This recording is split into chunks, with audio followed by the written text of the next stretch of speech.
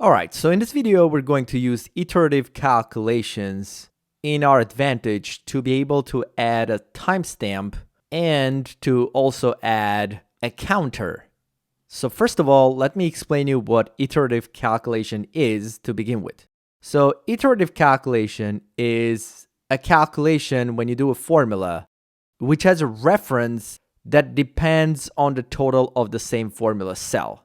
So a basic example of this would be if I try to take this right now, if I look, I'm in B2 cell and I say B2 plus 5. Now I'm trying to add 5 to the cell that I'm currently in.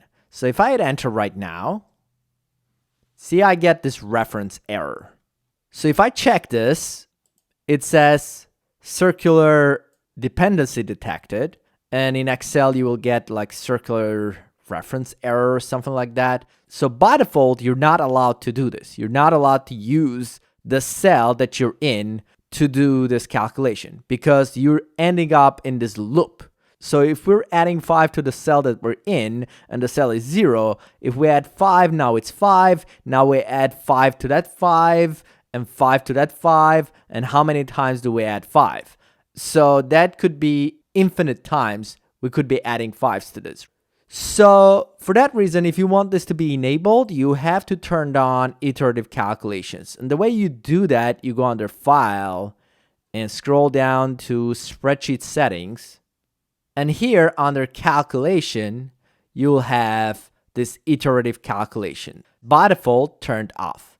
Now, if I turn this on, it's going to give us the option for maximum number of iterations.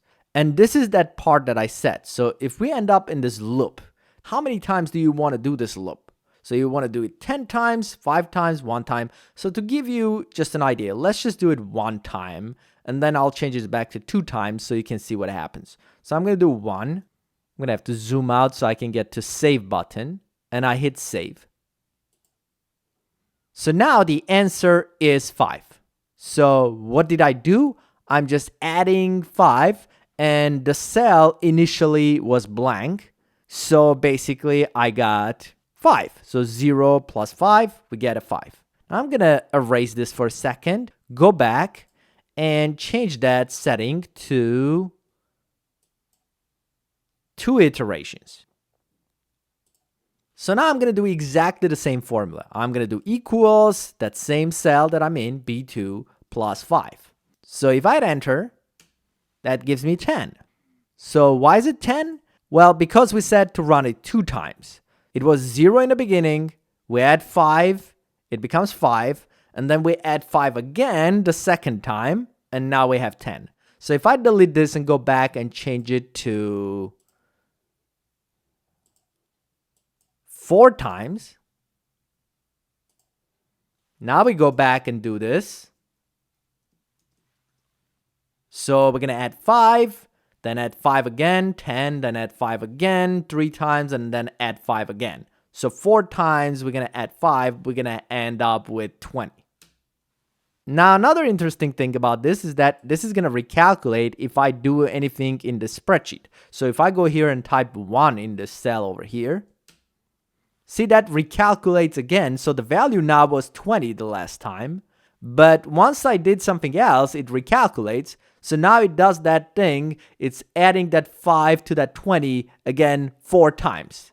So if I change this again, it's going to add 4 times, again 5 again. So it's going to add another 20 basically.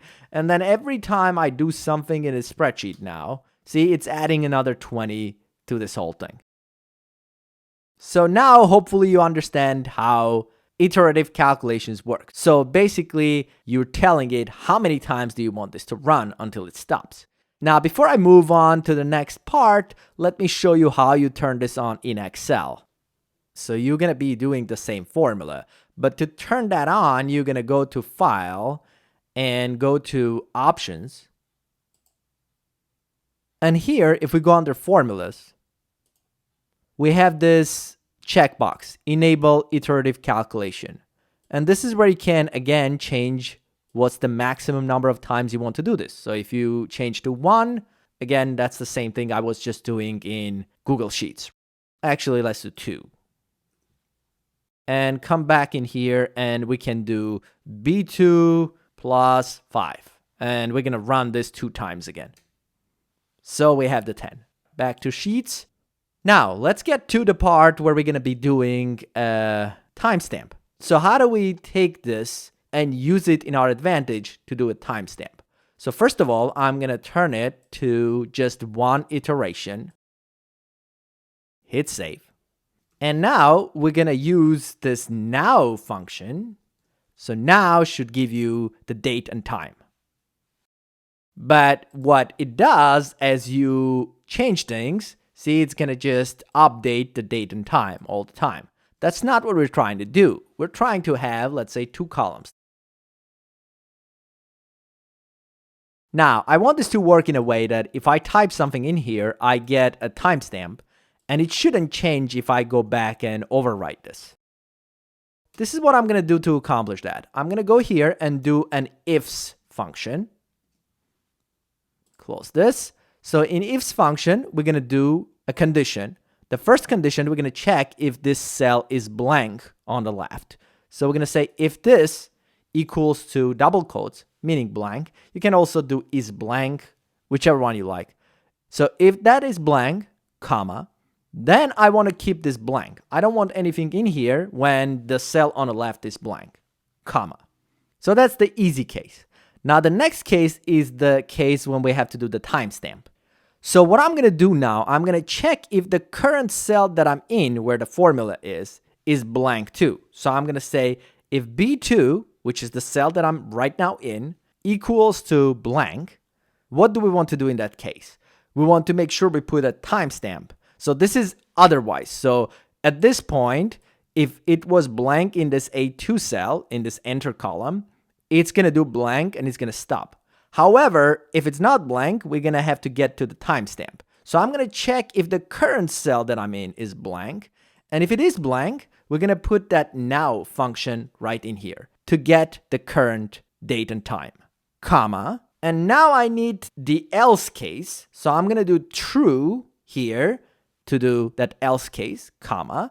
In all the other cases, if there was already something in that timestamp cell, that means it was already an earlier timestamp. So I don't want to change that earlier timestamp. I want to keep that old stamp. So I'm going to use the same B2 value, meaning that if it's not blank, we can just say it was the old value. Let's just use it.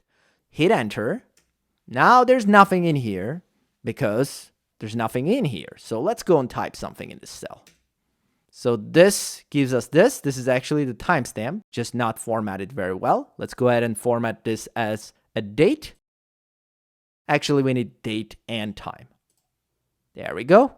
So I got the timestamp. So now if you see what happens here, if I go here to change this, see, that doesn't change. It stays the same. Now, if I take this formula and drag it down a little bit, now we can get some more timestamps in this other columns. And if we erase this, it will go away. And the next time we type something, it will do a timestamp again. And it's not going to change until we erase the cell all over again. So now we have this timestamp column. Now I should be able to use exactly the same thing in Excel. So I'm just going to copy and paste all of this. And I'm also going to go copy the formula so I don't have to retype it. Actually, before I do this, let me set it to 1. Even though if it's 2, it shouldn't matter in this case. It's just not necessary.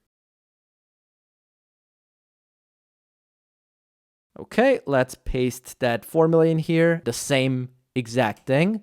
And there's nothing in here. I'm going to drag this down a little bit. And now I should be able to just go here, type something. And again, we have to make sure this is a date time thing. And I don't think there is one in here. You have to go under more number formats. And here you can choose date. There it is. So if I do this, that's okay. Can we also get seconds in this? So I'm going to go back to this, change this to custom. And here, see what it says, age mm. I'm going to do another colon and do SS for seconds. And press OK. Here we go. Now we got our timestamp. And if I go here, do this, same thing, delete. So you can see how this pretty much works the same way, both in Excel and in Google Sheets. So I'm going to get back to Sheets. Now, if you're doing this in a very old version of Excel, you may not have ifs function. And if you don't, you can just do nested ifs. So what that means is that you'll do if here, and there's not going to be this true value in here. So you'll simply just say, let's test for this and do this. And otherwise, after this comma, you're going to open another if function and check if this is blank, do now, otherwise do this B2. And we need another parentheses. So this will be pretty much exactly the same thing with two if functions if you have an old version.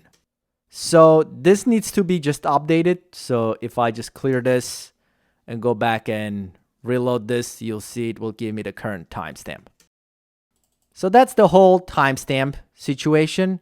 Hopefully that makes sense.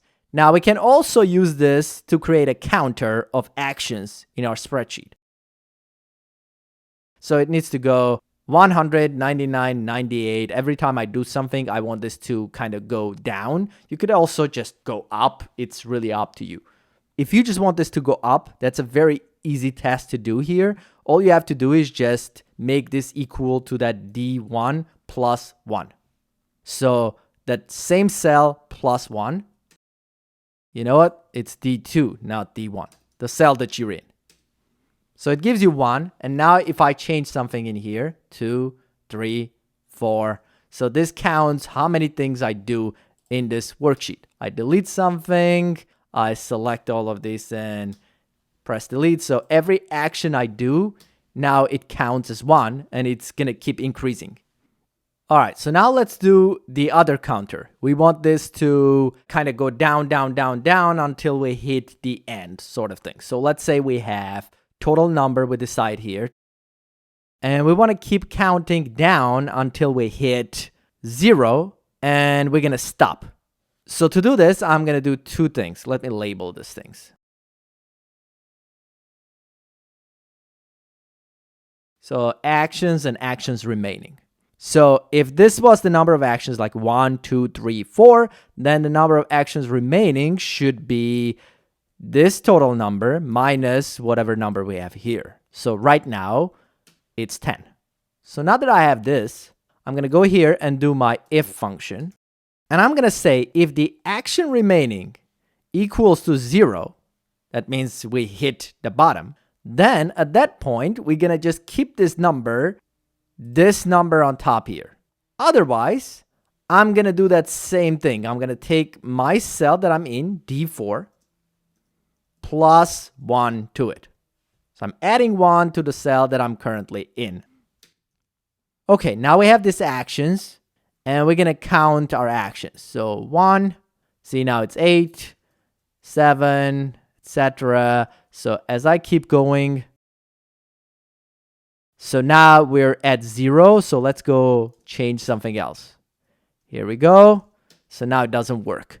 So you could add some sort of conditional formatting to this, I guess, and say conditional formatting if the cell is equal to 0, then I want this to go red or something. So now I'm going to just cut this out of here and reapply it. And now we're going to start over. And that should do it for this video. Thanks for watching. Please subscribe, and I'll see you in the next one.